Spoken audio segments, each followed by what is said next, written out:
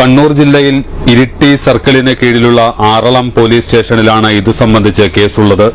2014 August 8-നാണ് 1.5 വയസ്സുകാരി ദിയ ഫാത്തിമ എന്ന കുഞ്ഞിനെ വീട്ടിൽ നിന്ന് കാണാതായത്.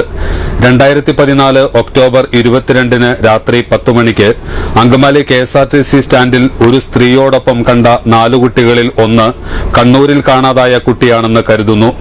ഈ സ്ത്രീക്ക് വേണ്ടി KSRTC സ്റ്റാൻഡിലെ കടയിൽ നിന്ന് സാധനങ്ങൾ വാങ്ങി നൽകുന്നയാൾ അങ്കമാലിക്കാരനാണെന്ന് പോലീസ് സംശയിക്കുന്നു.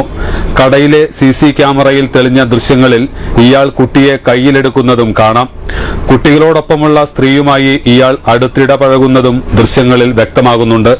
ഇയാളെ കണ്ടെത്താനായാൽ ഈ സ്ത്രീയെയും കുട്ടിയെയും കുറിച്ചുള്ള വിവരങ്ങൾ ലഭിക്കുമെന്നാണ് പോലീസ് കരുതുന്നത്.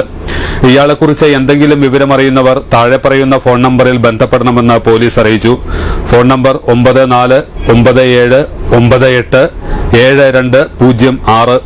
മറ്റൊരു നമ്പർ 9497980880.